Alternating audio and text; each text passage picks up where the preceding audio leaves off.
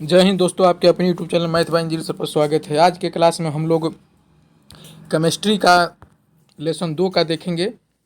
Objective question जो Bihar board में बार बार पूछा गया है। टॉप 70 क्वेश्चन आप कर लेते हैं लेसन 2 से, तो आपको इसमें अब कोई भी डाउट नहीं रहेगा, क्योंकि एनसीईआरटी बेस्ड एक क्वेश्चन है। एनसीईआरटी से ही मैं पढ़ाता हूँ, तो एनसीईआरटी आधारित 70 क्वेश्चन लेके आए हैं जो बार बार बिहार बोर्ड में पूछा गया है। तो चलिए लास्ट तक देखिएगा, लास्ट तक जुड़े रहिएगा। तो चलिए देखते हैं, पहला क्वेश्चन स्टार्ट करते हैं। पहला क्वेश्चन दिया है, पहला क्वेश्चन पढ़ते हैं, देखते हैं। पहले इसको बड़ा थोड़ा कर लें। चलिए, पहला क्वेश्चन बोला गया है कि अम्ल का स्वाद कैसा होता है। सबको जानता है कि अम्ल का स्वाद कैसा होता है, तो अम्ल का स्वाद कैसा होता है, खट्टा होता है, यानी कि ऑप्शन बी। चलिए आगे बढ़ते हैं। दूसरा क्वेश्चन है कि क्षार का स्वाद सामान्यतः कैसा होता है। तो क्षार का स्वाद कैसा होता है, तो क्षार का स्वाद जो होता है हमारा कड़वा होता है, यानी कि ऑप्शन सी। आगे बढ़ते हैं। तीसरा क्वेश्चन है, अम्ल नीले लिटमस पत्र को किस रंग में बदल देता है। तो अम्ल जो होता है नीले लिटमस पत्र को किस रंग में बदल देता है, तो लाल रंग में बदल देता है, ऑप्शन ए। चलिए आगे बढ़ते हैं। चौथा क्वेश्चन कह रहा है कि क्षार लाल लिटमस पत्र को किस रंग में बदल देता है। तो जो क्षार होता है वो क्षार लाल लिटमस पत्र को किस रंग में बदल देगा, तो क्षार जो कर देता है क्या चीज, नीला कर देता है, यानी कि ऑप्शन बी। पांचवा क्वेश्चन है, निम्नलिखित में से कौन एक प्राकृतिक सूचक है। बोला है कि निम्नलिखित में से कौन सा एक प्राकृतिक सूचक है। तो हम लोग सब कोई जानता है कि लिटमस जो होता है क्या होता है, प्राकृतिक सूचक होता है, यानी कि ऑप्शन सी।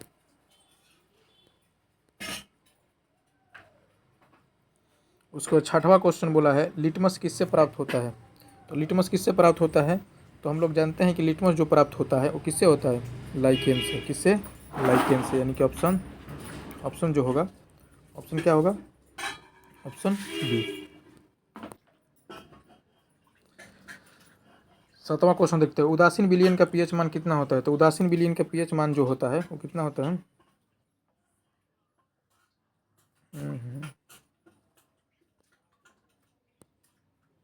इसका बढ़िया से हिल जाता है ना सब।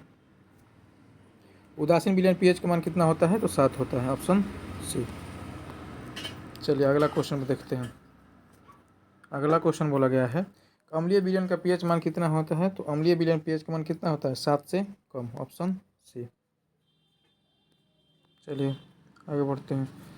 नौवां क्वेश्चन कह रहा है कि क्षारीय विलयन का पीएच मान कितना होता है। तो क्षारीय विलयन का पीएच मान जो होता है वो 7 से अधिक होता है, यानी कि ऑप्शन सी। चलिए थोड़ा सा मार्कर का कलर इसका चेंज कर लेते हैं, ब्लैक कर लेते हैं, तो अब थोड़ा पढ़ाएंगे और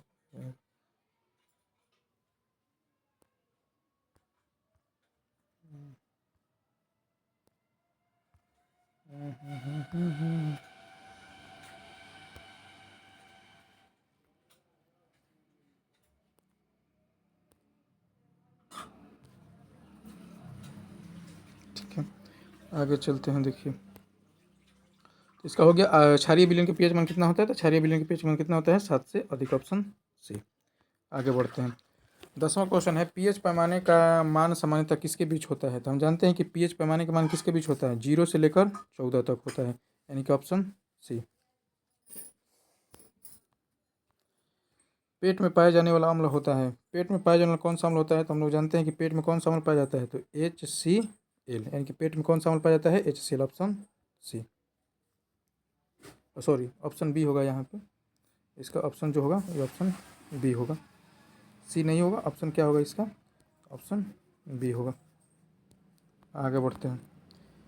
पेट में HCl का मुख्य कार्य क्या होता है। तो पेट में HCl का मुख्य कार्य जो होता है वो क्या होता है, पाचन में सहाय करना, यानी कि जो भोजन होता है भोजन के पाचन में सहायन करता है, HCl का काम होता है, यानी कि ऑप्शन बी।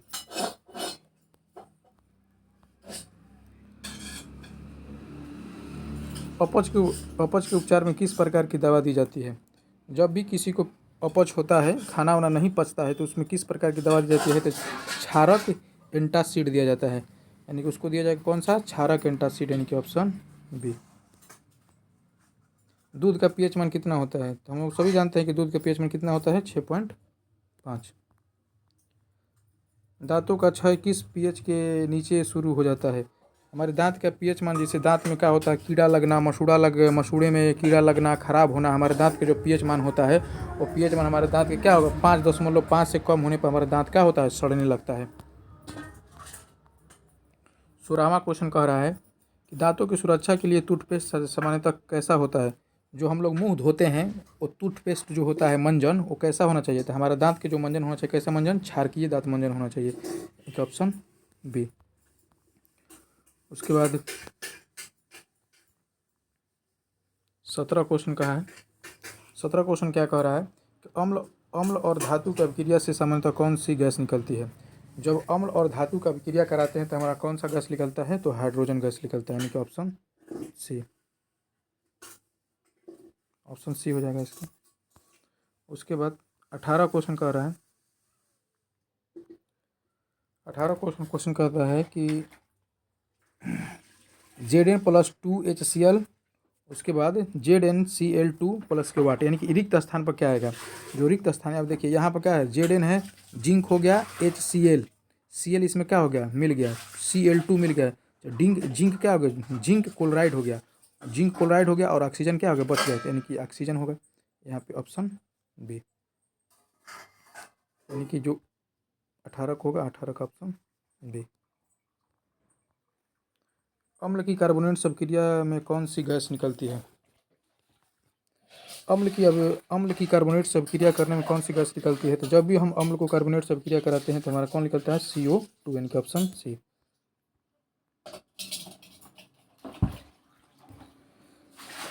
अम्ल प्लस धातु कार्बोनेट से बनते हैं, अम्ल प्लस धातु कार्बोनेट से क्या बनते हैं? चलिए बताइए। अम्ल और धातु कार्बोनेट से बनते हैं हमारा कौन सा? तो लवण बनता है, जल बनता है, और CO2, यानी कि ऑप्शन ए। NaOH का किसका रासायनिक नाम है? बहुत पूछा गया, 3-4 बार परीक्षा में पूछ लिया गया है।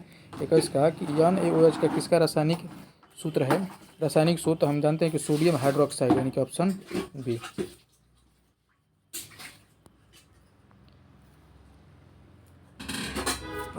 चलाओ ना जी, घर में चलाओ।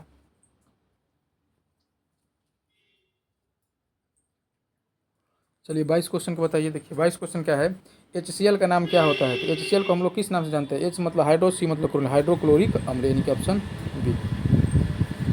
Option B.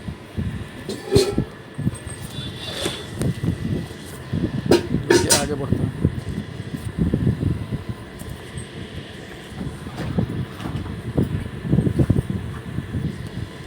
आगे कह रहा है कि H2SO4 का नाम क्या होता है? H2SO4 का हम लोग क्या कहते हैं? H2SO4 को हम लोग कहते हैं सल्फ्यूरिक अम्ल, ऑप्शन बी। 24 क्वेश्चन कह रहा है कि 24 क्वेश्चन HNO3 का नाम क्या है? HNO3 का नाम जो है, चलिए बताइए HNO3 का नाम क्या है? तो नाइट्रिक अम्ल, ऑप्शन CH3COOH का नाम क्या है? CH3COOH का नाम क्या है? इसको हम लोग किस नाम से जानते हैं? तो एस्टिक अम्ल के नाम से जानते हैं, ऑप्शन बी। 26 क्वेश्चन, सिरके में कौन सा अम्ल पाया जाता है? सिरके में कौन सा अम्ल पाया जाता है? सिरके में हम लोग जानते हैं, सिरके में कौन पाया जाता है? एस्टिक अम्ल, ऑप्शन सी। नींबू में मुख्यतः कौन सा अम्ल पाया जाता है? तो नींबू में मुख्यतः जो अम्ल पाया जाता है वो साइट्रिक अम्ल होता है, यानी कि ऑप्शन नींबू में कौन सा अम्ल पाया जाता है? तो साइट्रिक अम्ल, ऑप्शन। दही में कौन सा अम्ल पाया जाता है? 100 परीक्षा में पूछा गया है, दही में कौन सा अम्ल पाया जाता है? दही में हम कौन सा अम्ल पाते हैं? लैक्टिक अम्ल, ऑप्शन बी। इमली में मुख्यतः कौन सा अम्ल पाया जाता है? सब NCERT बेस्ड क्वेश्चन है। इमली में मुख्यतः कौन सा अम्ल पाया जाता है? तो इमली में मुख्यतः कौन अम्ल? टार्टरिक अम्ल, ऑप्शन ए। चींटी के डंक में कौन सा अम्ल पाया जाता है? चींटी के डंक में कौन सा अम्ल पाया जाता है? तो चींटी के डंक में हम लोग जानते हैं कौन सा? फार्मिक अम्ल, ऑप्शन बी। अम्ल जल में घुलकर कौन सा आयन उत्पन्न करता है? अम्ल जब भी जल में घुलता है तो कैसा आयन करेगा? अम्ल जल में घुलकर कौन सा आयन देता है? तो देता है H+ आयन देता है, यानी कि ऑप्शन बी। अम्ल जब भी जल में घुलता है तो H+ आयन देता है, यानी कि ऑप्शन बी। आगे बढ़ते हैं। पढ़ते पढ़ते पढ़ते पढ़ते हम लोग 32 क्वेश्चन पर पहुंच गए। 32वां क्वेश्चन बोला गया है कि क्षार जल में घुलकर कौन सा आयन देता है। जब भी क्षार जल में घुलता है तो क्या तो OH माइनस देता है, यानी कि ऑप्शन सी। 33 क्वेश्चन, अम्लीयता का मुख्य कारण किस आयन की उपस्थिति होता है। अम्लीयता का मुख्य कारण किस अम्ल की उपस्थिति कारण होता है तो H+, यानी H+ आयन की सांद्रता।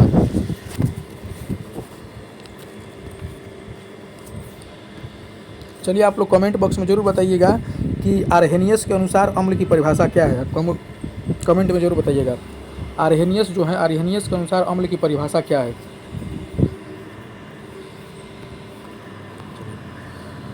34 क्वेश्चन है, क्षारीयता का मुख्य कारण किस आयन की उपस्थिति होता है। क्षारीयता, जब भी क्षारीयता का जो होगा वो किसके कारण होगा, OH-, यानी कि ऑप्शन बी।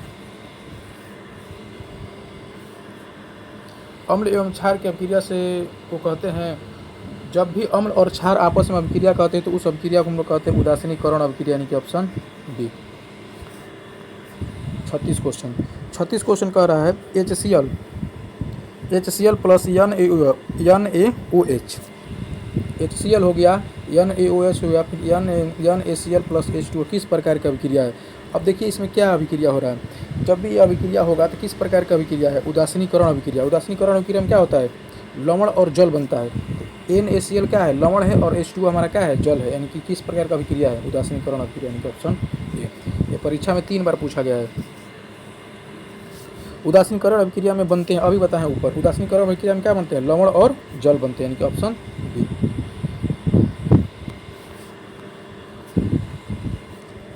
चलिए 38 क्वेश्चन पहुंच गए। लास्ट तक जुड़े रहिएगा, एकदम मजा आएगा एकदम क्वेश्चन में, क्योंकि NCERT बेस्ड पूरा है। NCERT से एक एक क्वेश्चन को छाट के बना के लाया हूँ पूरा। अगर आप कर लेते हैं इतना तो बिहार बोर्ड के लिए तो सफिशियंट है ये। आप कोई भी और भी कॉम्पिटिटिव एग्जाम भी देंगे जहाँ केमिस्ट्री पूछता है उसके लिए भी इंपॉर्टेंट हो जाएगा ये, क्योंकि NCERT आजकल सारे एग्जाम में NCERT ही फॉलो हो रहा है। तो 38 क्वेश्चन देखिए। 38 क्वेश्चन बोला NaCl का सामान्य नाम क्या है। तो NaCl का सामान्य नाम क्या होता है, हम लोग साधारण नमक के नाम से जानते हैं इसको, तो जो घर में हम खाते हैं, यानी कि ऑप्शन बी। देखिए NaHCO3 का सामान्य नाम क्या है।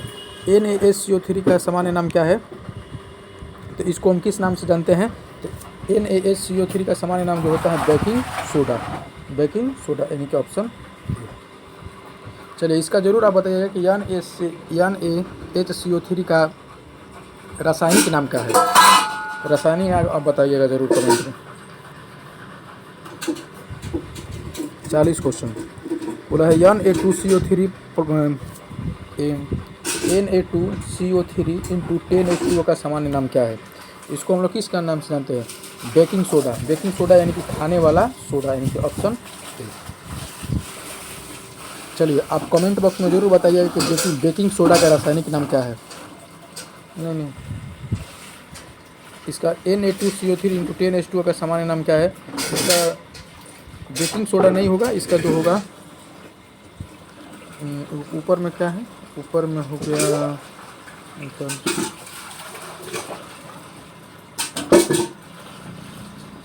इसका हो जाएगा धुवन सोडा हो जाएगा।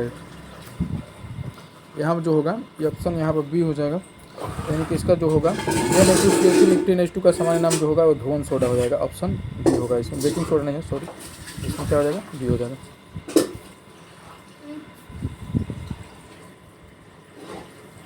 बेकिंग सोडा का रासायनिक नाम क्या है।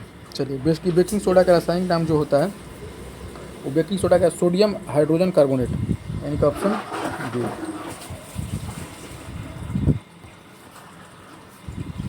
धुवन सोडा का रासायनिक नाम, चलिए ऊपर पूछे थे फिर नीचे आइए गए आप। तो धुवन सोडा का जो रासायनिक नाम होगा क्या होगा, धुवन सोडा का रासायनिक नाम sodium carbonate, option B. Baking soda का उपयोग किसमें किया जाता है, बेकिंग सोडा का उपयोग कहाँ किया जाता है। तो बेकिंग सोडा का उपयोग हम लोग करते हैं कहाँ, केक बनाने में। जहाँ भी केक बनाने में, पाव रोटी बनाने में बेकिंग सोडा का उपयोग करते हैं। पुआ हुआ बनाने में बेकिंग सोडा का उपयोग, जैसे सोडा हम लोग डालते हैं, खाने वाला सोडा जो होता है उसी को हम लोग बेकिंग सोडा कहते हैं। तो ऑप्शन क्या हो जाएगा, ये। बेकिंग सोडा गर्म करने पर कौन सी गैस उत्पन्न करता है? जब भी बेकिंग सोडा को हम लोग गर्म करते हैं तो कौन सा गैस उत्पन्न करेगा? तो चलिए बताइए। तो बेकिंग सोडा को हम लोग गर्म करते हैं तो CO2 गैस उत्पन्न करता है, यानी कि ऑप्शन सी। बेकिंग पाउडर में मुख्यतः बेकिंग सोडा और कौन सा अम्लीय पदार्थ होता है? यानी बोला गया इसमें कि बेकिंग पाउडर में मुख्यतः बेकिंग सोडा और कौन सा अम्लीय पदार्थ होता है? तो चलिए हम बताते हैं, बताइए आप लोग तब तक से। तो इसमें कौन सा होता है? इसमें टार्टरिक अम्ल भी होता है, इसके अलावा ऑप्शन ए। बेकिंग सोडा का उपयोग किस रोग में एंटासिड के रूप में किया जाता है? बेकिंग सोडा का उपयोग किस रोग के एंटासिड में किया जाता है? तो चलिए बताइए इसका। 46 का। तो 46 का हमारा क्या हो जाता है? 46 का अपच। अगर खाना वाना नहीं पचता है तो बेकिंग सोडा का उपयोग करते हैं हम लोग। जैसे किसी को खाना वाना रात में नहीं पचता है तो उसको अपच में होता है, यानी कि ऑप्शन ए। विरंजक चूर्ण का रासायनिक सूत्र क्या है? VBI। विरंजक चूर्ण का रासायनिक सूत्र क्या है? तो विरंजक चूर्ण का रासायनिक सूत्र जो हमारा क्या होगा? CaOCl2, यानी कि ऑप्शन ए। चलिए आगे देखिए। विरंजक चूर्ण का उपयोग मुख्यतः किसके लिए किया जाता है? जो विरंजक चूर्ण का उपयोग होता है मुख्यतः किसके लिए किया जाता है? तो होता है जल को कीटाणु रहित बनाने के लिए। जो जल होता है उसको कीटाणु रहित, यानी कि उसमें कीटाणु न हो। विरंजक चूर्ण का उपयोग इसलिए करते हैं कि जल को कीटाणु रहित बनाने के लिए, कि जिसमें कीटाणु न हो। प्लास्टर ऑफ पेरिस का सूत्र होता है, वेरी वेरी इंपॉर्टेंट।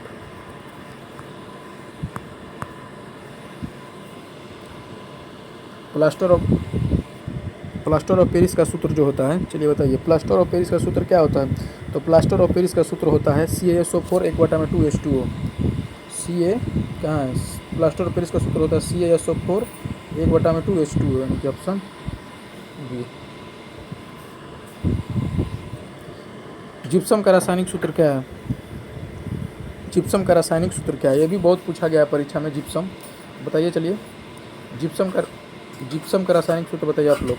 जिप्सम का रासायनिक सूत्र क्या है? तो जिप्सम का रासायनिक सूत्र CaSO4 × 2H2O, यानी कि ऑप्शन ए।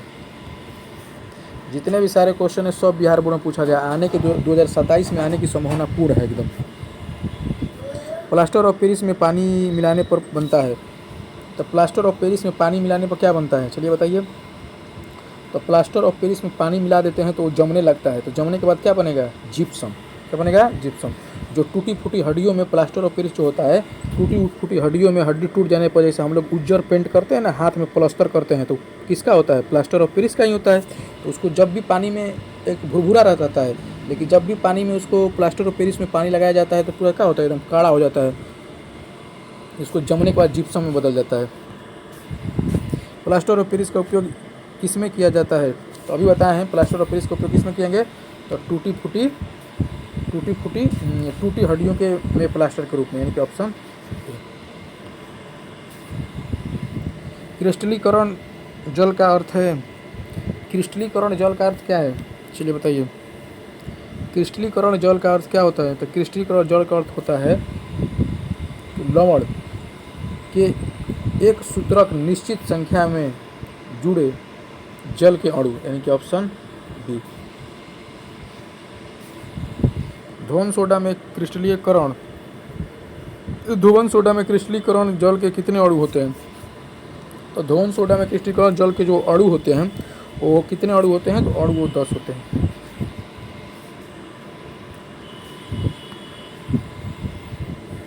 Na2CO3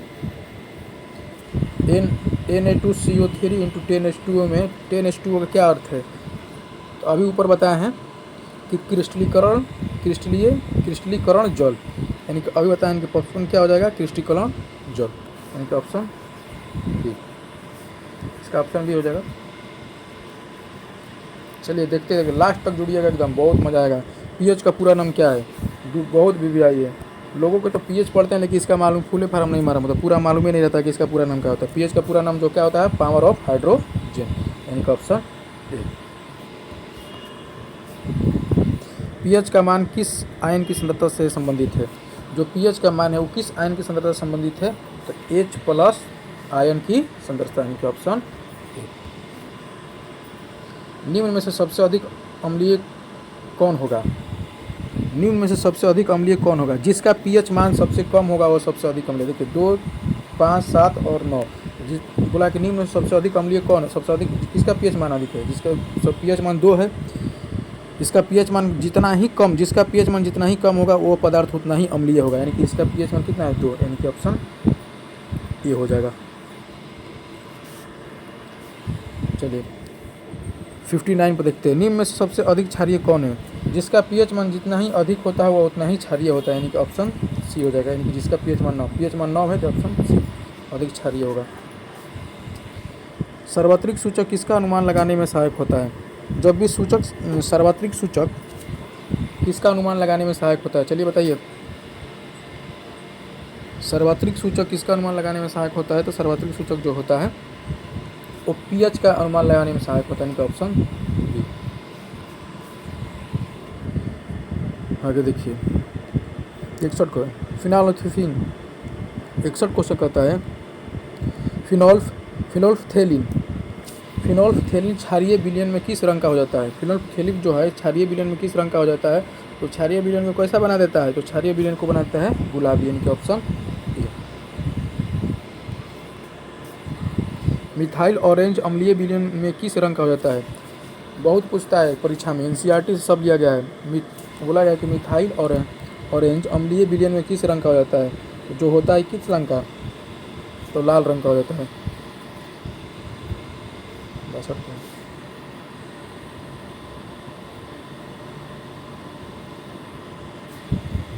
63 क्वेश्चन देखिए, 63 कह रहा है अम्ल की धातु, 63 क्वेश्चन कह रहा है अम्ल की धातु ऑक्साइड सब क्रिया में बनता है, जब भी अम्ल की धातु ऑक्साइड सब क्रिया करता है तो क्या बनता है, चलिए बताइए, तो लवण और जल बनता है, यानी कि ऑप्शन ए।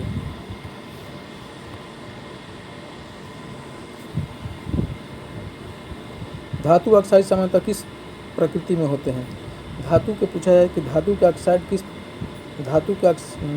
सामान्यतः किस प्रकृति के होते हैं, तो धातु के जो ऑक्साइड होते हैं वो क्या होते हैं, क्षारीय होते हैं, ऑप्शन बी। बहुत पूछा गया है।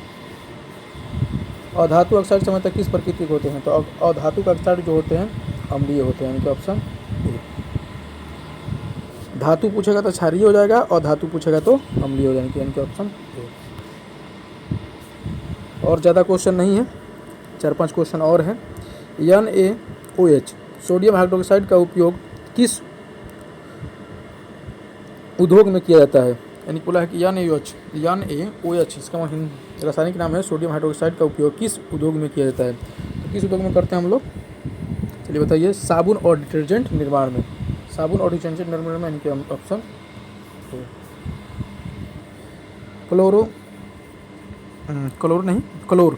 क्लोर क्षार प्रक्रिया में NaCl के जलीय विलयन के विद्युत अपघटन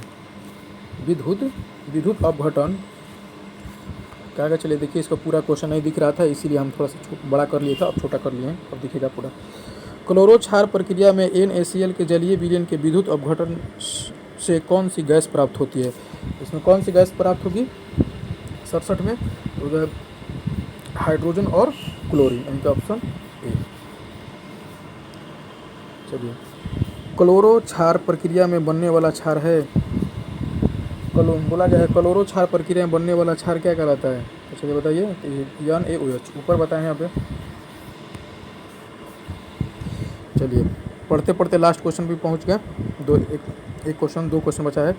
अम्ल को जल में मिलाते समय सही तरीका क्या है, यानी कि बोला है कि अम्ल को जल में मिलाते समय सही तरीका क्या है, तो एनसीईआरटी के साफा लाइन में लिखा गया है कि अम्ल को जल में धीरे धीरे डालते हैं, तो पूरा एनसीईआरटी में लिखा गया है कि जब भी कोई एसिड होगा, एसिड मतलब अम्ल को जल में मिलाते समय क्या करना चाहिए, तो हमें जल में मिलाते समय उसे धीरे धीरे डालना चाहिए, यानी कि ऑप्शन बी। 70 क्वेश्चन कह रहा है, 70 क्वेश्चन क्या कह रहा है, देखिए, अम्ल या क्षार को जल में बोला है कि अम्ल या क्षार को जल में घोलने की प्रक्रिया में सामान्यतः क्या होता है, जब अम्ल और क्षार को जल में घोलते हैं तो उसमें क्या होता है, तो तो हम जानते हैं कि ऊष्मा निकलती है। क्या निकलती है? ऊष्मा, यानी कि ऑप्शन। तो चलिए दोस्तों, पढ़ते पढ़ते हम लोग पूरा 70 क्वेश्चन का टारगेट था 70 क्वेश्चन हम लोग कर लिए। ये जितने भी सारा क्वेश्चन था सब NCERT बेस्ड था। हम हमेशा NCERT पढ़ाते हैं और NCERT लेकर आते हैं। अगर आपने NCERT किताब कर लिया है तो बहुत बढ़िया है, अगर नहीं किए हैं तो हमारे साथ जुड़ा रहेगा। मैं कराऊंगा हर एक चैप्टर के साइंस बाई साइंस ऑब्जेक्टिव का क्वेश्चन लेकर आऊँगा। साइंस ही नहीं, मैथ भी आएगा, SST भी आएगा, हिंदी भी, उसके बाद संस्कृत भी, सब रहेगा। जो भी जितने भी 2027 में बिहार बोर्ड की परीक्षा देने वाले हैं उनके पास ज़रूर ये वीडियो शेयर करिए। अच्छा लगे तो लाइक शेयर ज़रूर करिए। अपने दोस्तों के साथ दोस्तों को ज़रूर जोड़िए ताकि, और चैनल को सब्सक्राइब ज़रूर करिए। तो चलिए, तब तक से आज अभी इतना ही तक। अगले वीडियो मिलते हैं, तब तक से जय हिंद।